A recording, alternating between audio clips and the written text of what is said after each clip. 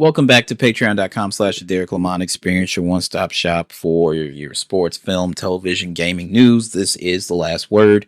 Of course, this airs Sundays at 2 p.m. on the Patreon and then Wednesdays at 9 a.m. on the free feeds. If you want the early access, you got to be a patron. You also get exclusive audio and video all in one. And I'm expanding the Patreon, bringing on family and friends and stuff like that. We're just having a good old ball over here. So you guys should come on over and check it out. Subscribe. Again, that's patreon.com/the Derrick Lamon Experience, patreon.com/the Derrick Lamon Experience, and that'll be in your episode notes. There's a link there. Today, I want to talk about something really quickly that plagued me.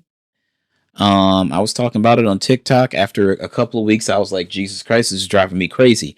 How is The Last of Us on HBO Max going to piss Derrick off tonight? Now, I understand television is a different medium than video games. Truly, I do. Truly, I do. But when you have a story as compelling as the one that Neil Druckmann and Haley Gross and all these people contributed to, Bruce Straley, who created the first Last of Us game, when you have these stories and the backbone's already there, the skeleton's already there, the source material is already there, why do you have to make such drastic changes? And not just myself. Everybody's like, why are you being so upset? I was like, because they've literally made Dina stronger, which I had no problem with. I think Isabel Merced did a fucking phenomenal job as Dina. So hats off to her. Young Mazino, I wasn't upset his portrayal of Jesse. I just think that the way that they portrayed it is like, how can Ellie ever forgive herself? Because he's out here because of you, but also when Jesse gets to Seattle, he and Ellie are going at it basically. Then they added this whole thing about I could never love her the way you love her, and I was in love with somebody else, truthfully, and like, it's like they're giving it levity, they're giving more to the story, they're giving exposition. It's like, are they really? Or are they just fucking with something that was already good? That's the question. You know what?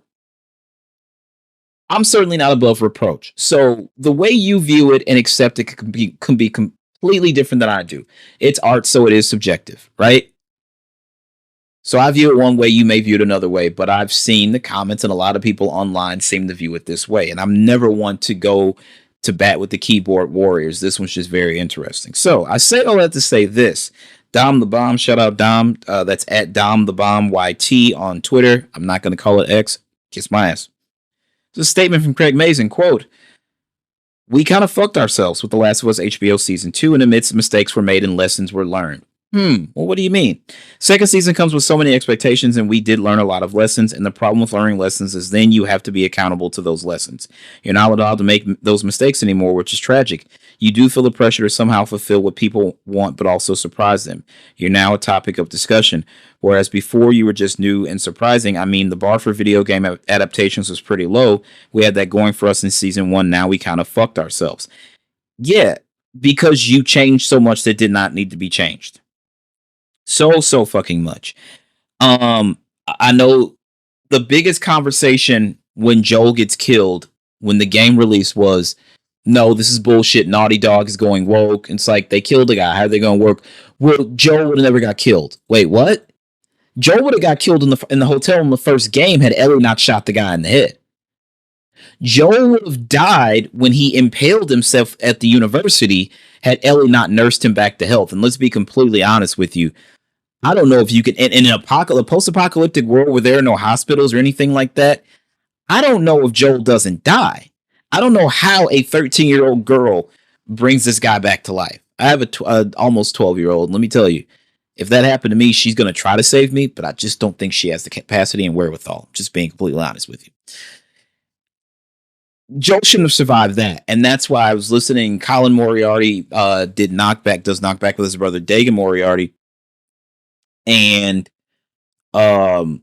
he said that when he was at IGN reviewing the original Last of Us and they got to that portion, Naughty Dog was very specific in telling them, don't mention this in your review.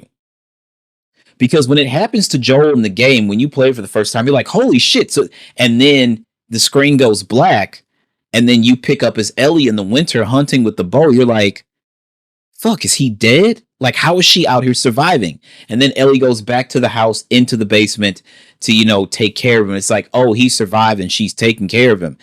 And really, that's one of the biggest crux of the conversation. Ellie being so mad at Joel for pulling her out of that hospital. You saved his life, and you guys have traveled around the country for a year with each other. Like, yeah, he lost his daughter, so you became his surrogate daughter. But again, he could have lost his life, and you nursed him back to health. So I don't know why Ellie would think that, well, you should have let me fucking die in there.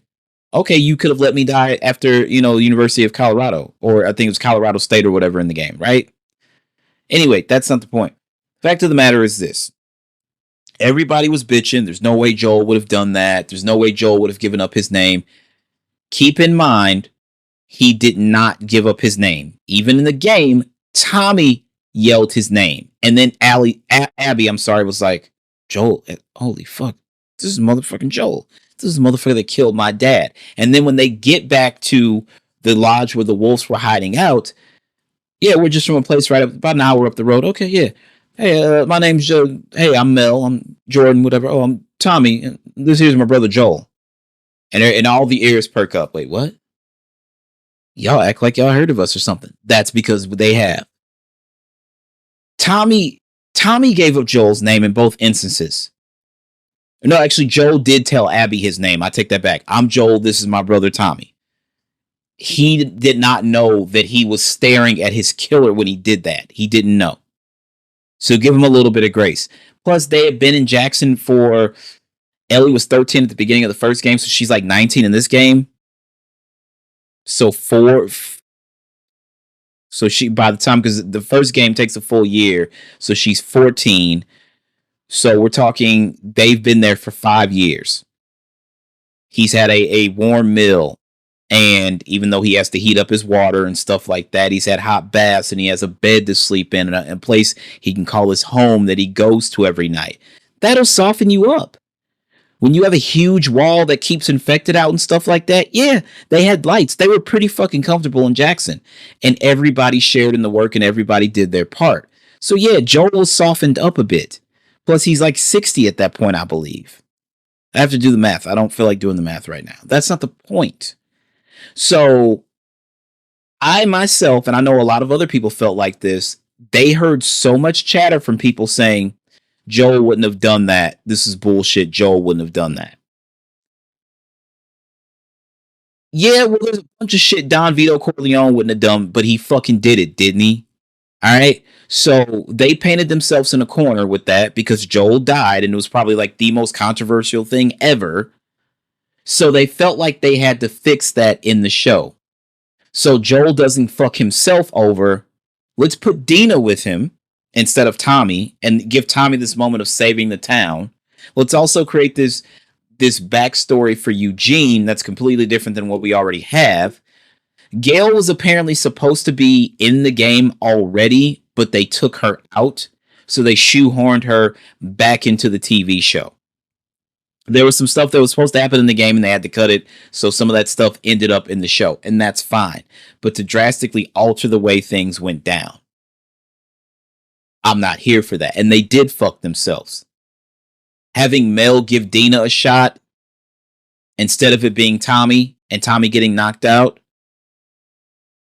And I'm not a fan of Abby telling Joel, I'm going to kill you and this is why I'm going to do it.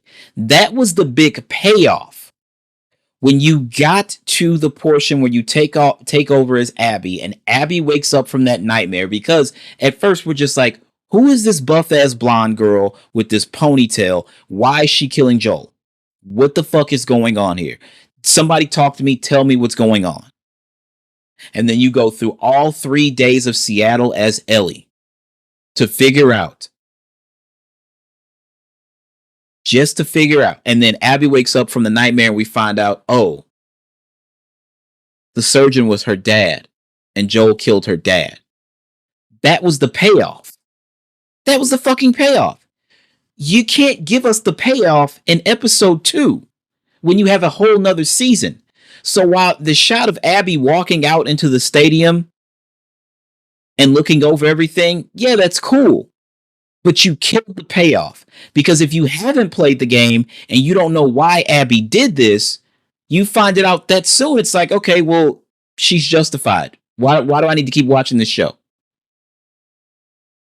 Why do I need to keep watching it? Because he killed her father, so she's in turn killing him. She's justified. I'm not advocating for killing at all. Let me be very fucking clear about that. It's a post-apocalyptic world, and there essentially are there not even essentially, there are no laws. It seems Jackson has bylaws and things like that, which weren't discussed in the game, but in the TV show we see this town council and all this stuff. But it's the wild, wild west all over the fucking world. It's the wild, wild west all over the fucking world. There are no laws. So yeah, Abby was completely justified. I'm not saying she was right, but there's justification there. The best part about it was we're just like, this girl killed Joel. We're going to kill this girl. But who is this girl? And then when Abby has that nightmare and you see that it's her dad that Owen and Manny are crowded around on the floor, and it's like, oh, I get it. I totally get it now. And they took that away from us.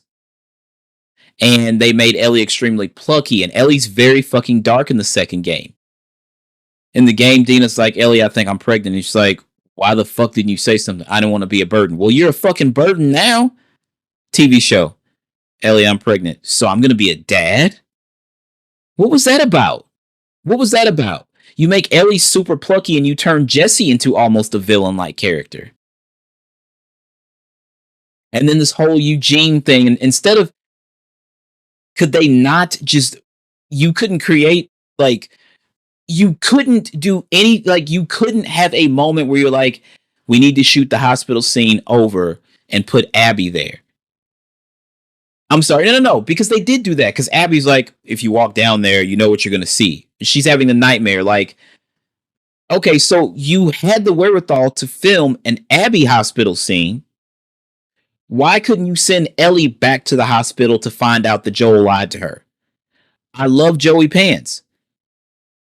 But giving us this Eugene character and saying, oh, this is how Ellie knows that Joel's lying, because he looked at her the same way he looked at Gail when he lied to Gail about why he killed Eugene.